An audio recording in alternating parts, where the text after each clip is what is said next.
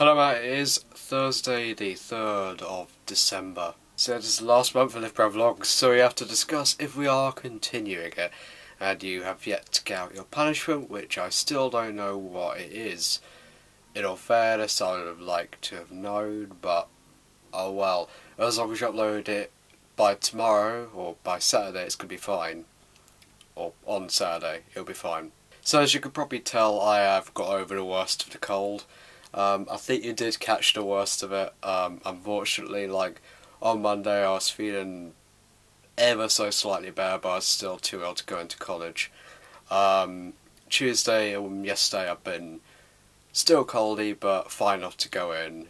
And yeah, today I've been just feeling okay, not 100%, but just I've got a lot of stuff in my throat still, and yeah, my voice is still a little bit down, but I'm feeling a lot better than I did in my Sunday vlog, which should mean this vlog is a bit longer than 6 minutes. So, just one thing to say before I start my reviews. My Friday vlog tomorrow will be out early, and it probably is going to be quite a bad vlog. Reason why is I have overtime at Waitrose tomorrow, 5 until 9:15, and you know, that completely interferes with my vlog, so I have got to record earlier. So I'm going to record a vlog at around 2 o'clock, if not earlier. So, yeah, I go to get my vlog out by probably latest 3:30, and I'm not sure what I'm going to do about.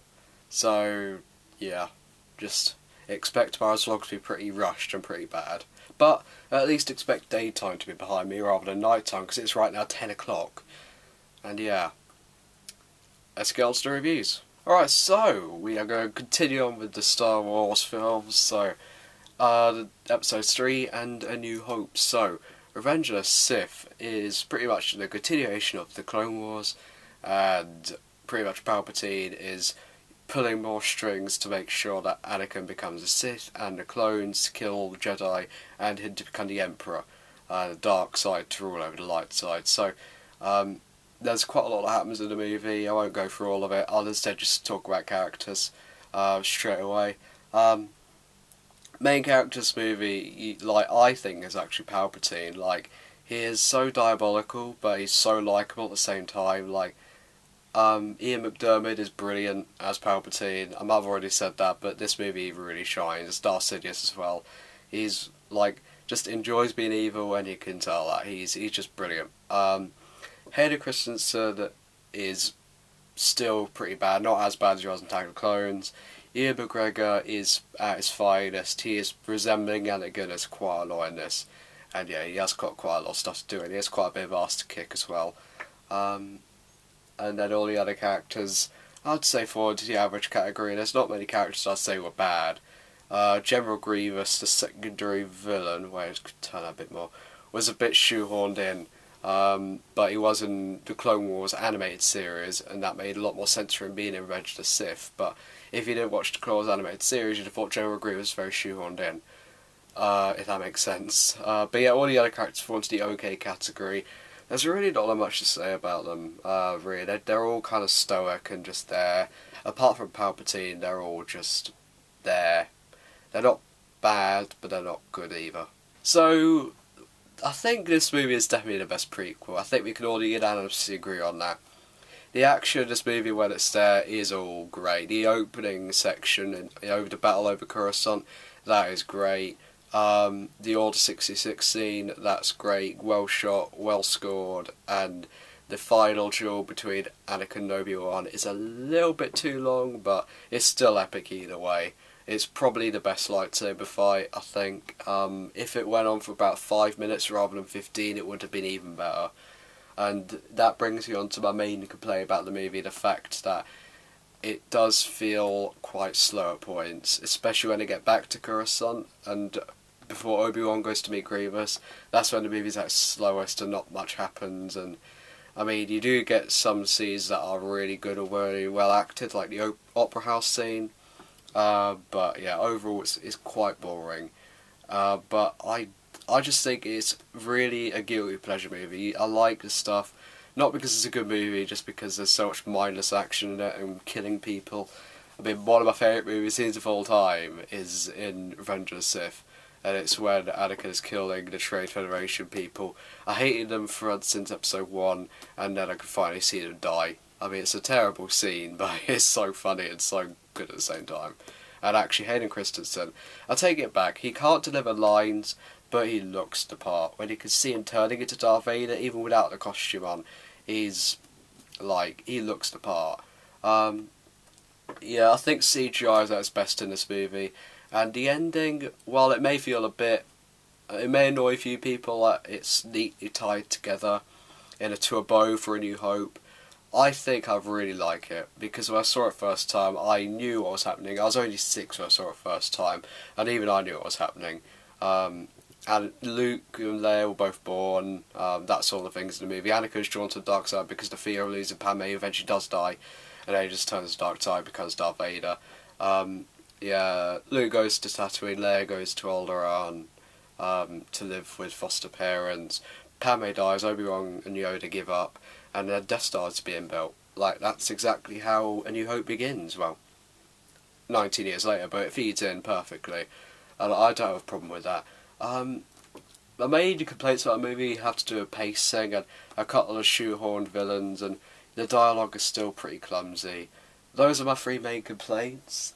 And stoic characters, I'd say it's not half bad. I'd say Revenge of the Sith is the best prequel by far.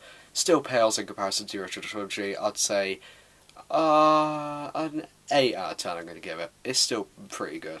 My chair's still ripping. I've just ripped off a section that big. There, yeah, that's off my chair. Oh my god, it's just dusting off. Yeah. And that leads us on to the big one. A New Hope, released in 1977.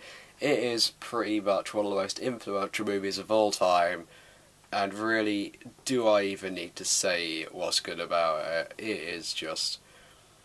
I mean, where do I even begin?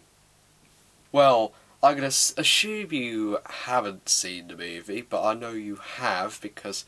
Well, quite honestly, I can't believe anyone who says I haven't seen Star Wars, all 6 movies, let alone A New Hope, which is the one everyone's seen. So I'll just say, there's a galactic civil war going on between the Empire, who is Emperor Palpatine's creation from later on, but A New Hope was made first, and yeah, A New Hope was made first, so Darth Vader is now an Admiral of the Empire, and he is overseeing Death Star construction, but they want their plans back, which is in the hands of R2-D2, which in the end goes to Luke Skywalker, who finds Obi-Wan Kenobi, says they need to help the rebels, so they find Han Solo, and then they find Princess Leia kidnapped by the Empire, and then they get to the rebels, and then they engage in war over the Death Star. That's the story, in a nutshell. Yeah, again, do I even need to say what's good about it? I've seen it 1 trillion times, and I'd say, I've not said my favourite movies of all time, but I'd probably say A New Hope is my 2nd favourite movie of all time. And yeah, characters, I mean, Luke, yeah, you may say is a bit whiny, but I can completely see it. He's not got cringeworthy dialogue by any stretch of imagination. By the end of the movie, you can see how he's grown. He's literally the best case of a main character, like the best main character ever, I think. Grows perfectly. Alec Guinness, what can you say? He's Alec Guinness, he's Ben Kenobi, he knew what the hell he was doing. He is Ben Kenobi.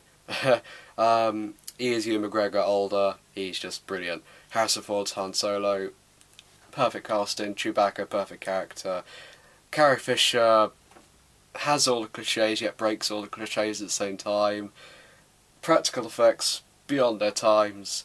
No CGI in the movie at all, it's all practical, and or at least the original cut of the movie. Special edition is as bad as everyone says.